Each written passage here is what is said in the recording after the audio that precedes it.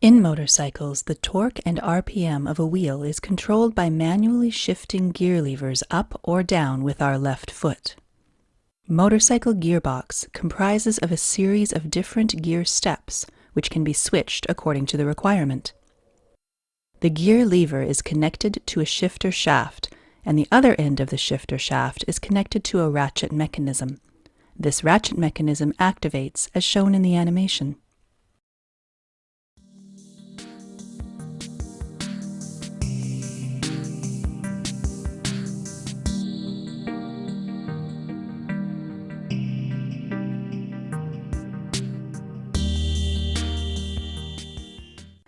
The purpose of this ratchet mechanism is to rotate the shifting drum at specific angles.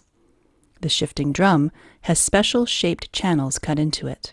Special attachments known as shifting forks fit into these channels. Gears known as gear dogs or dog clutches fit into these shifting forks. As the shifting drum rotates, the shifting fork, along with gear dogs, slides sideways as shown in the animation. The purpose of sliding dog clutches will be explained shortly. First, let's understand the arrangement of different gears in gearbox. There's an input shaft and an output shaft. The gears are arranged with their axes aligned to their respective shafts. Some gears are internally splined. These splines perfectly mesh with external splines of their respective shafts. These splines allow gears to slide from side to side while maintaining the same angular speed as the shaft. All gears, which are shown here in red color, are splined. Some gears are freewheeling gears. These gears can freely spin about their axes, but cannot slide sideways along the shaft. Gears shown in blue color are freewheeling gears. The remaining gear is a static gear, which is attached to the input shaft. Let's number all these gears from 1 to 5 for better visualization. Please note that all freewheeling gears adjacent to dog clutches have recesses. The dog teeth can slide into these recesses and lock these two gears with each other. Now let's see how power is transferred with different gear ratios in a gearbox. One thing you can observe here is that every splined gear is meshed with a freewheeling gear. In this condition, if we spin the input shaft, no power has transferred to the output shaft. This is the neutral position of the motorcycle. To change into first gear, the gear dog number 5 in the output side slides toward the freewheeling gear number 1 and locks with it. Since the gear number 5 is splined, the output shaft will now spin with this gear. This is the first gear. When we change to second gear, the gear dog number 5 in output shaft returns to neutral position, and gear dog number 4 slides toward number 2 gear and locks with it. The technique is similar when we shift to third gear.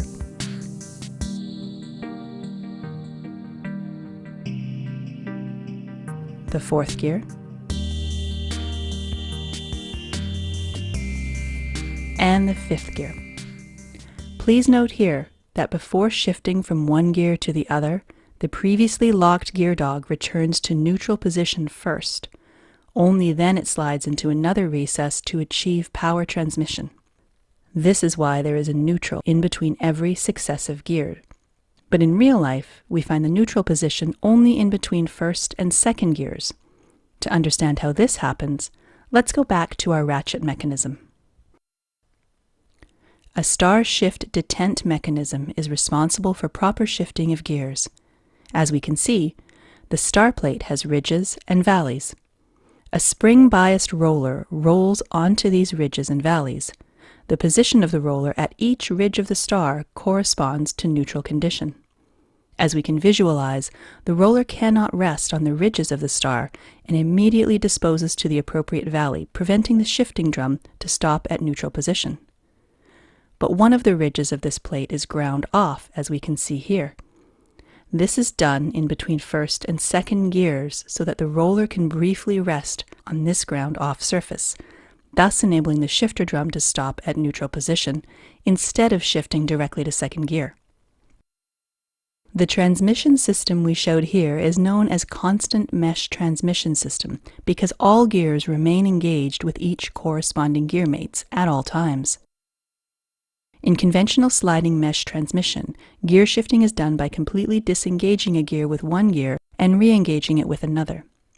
It involves complex mechanisms, and drivers need tremendous skill to operate them. In addition, imperfect meshing causes gear teeth to grind and wear. The constant mesh transmission completely eliminates this problem, as you might have noticed that some gears are only partially engaged sometimes.